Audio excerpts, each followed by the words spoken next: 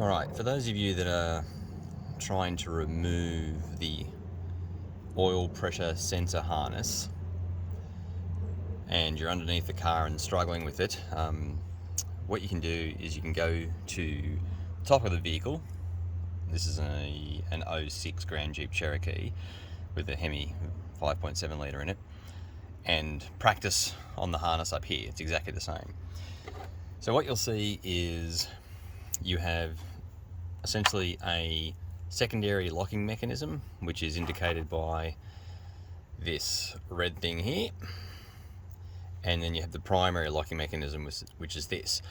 No matter how much you push this, if this is engaged, you will never be able to take it off. And I learned that the hard way. Now, some of the harness mechanisms are different for different years of a vehicle, but if you have a harness that looks like this in, as again an 06, then what you actually need to do is push it from this side so it comes out the other way, but you can't just push it. You'll see there's a little tab in there, and you have to essentially take that little lever there, pull it downwards, right, you can see it there, and then push the other way.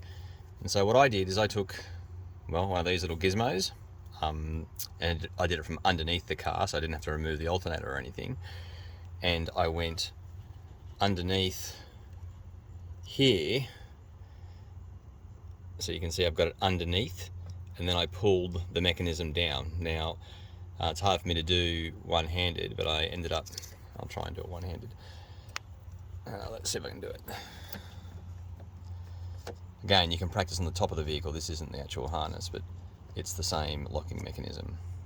So it's a bit fiddly when you're underneath the car, but what I did is I essentially pulled this down this way.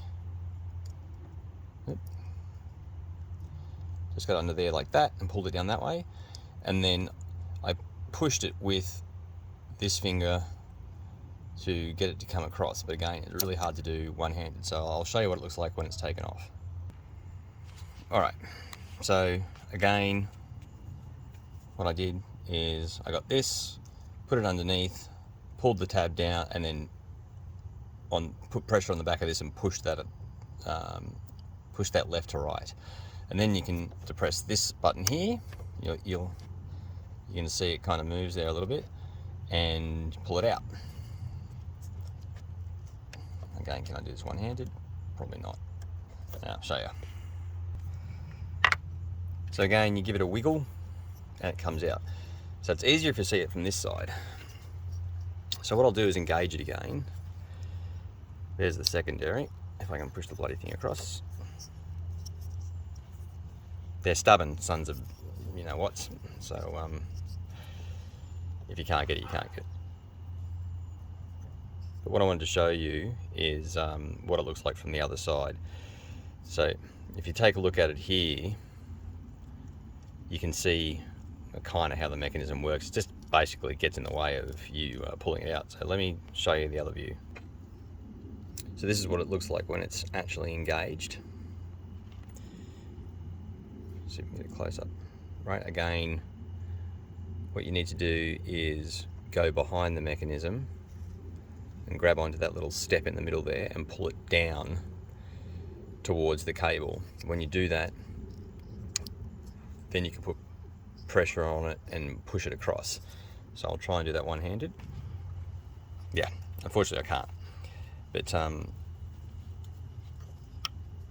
the way I removed it, again, was I ended up taking one of these deals and I essentially put it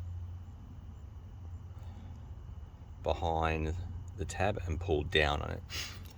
And ironically enough, it's actually easier to do that when it's connected.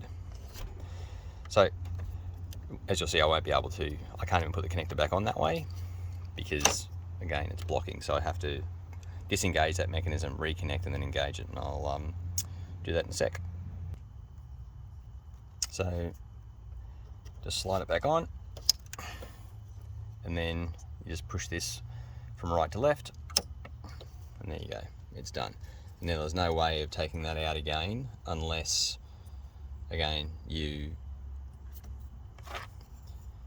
come in here, get under there and pull it down that way. And then once you successfully pull it down, you push on this left to right. So hopefully that helps when you're stuck under the vehicle. It's a real pain to try and figure that out. So I thought it'd be easy just to show you where you can practice looking in the engine bay. You practice there and then you can get the hang of it and away you go. In order to remove the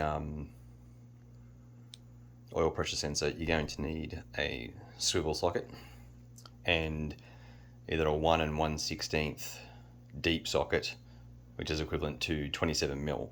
I use 27 mil, 1 1/16 works too. The swivel needs to be deep swivel, so typically your impact swivels won't be able to move this much. There's not a lot of room in there to maneuver, so I ended up using this swivel and another longer extension, and that got it done. So it does work, but as I said, it's super tight in there and a real pain to get off. But you definitely need a deep 27 mil or 1 1/16 mil socket to get it out, and one of these. There will be some oil that falls out of it, but if you do it first thing in the morning before, well, hours after you've driven the car, then you should be okay. Not much drips out, but just be wary that some will come out, and if you're under there, you might get some on you, and depending on how hot it is, it could hurt a little bit. Anyway, there you go.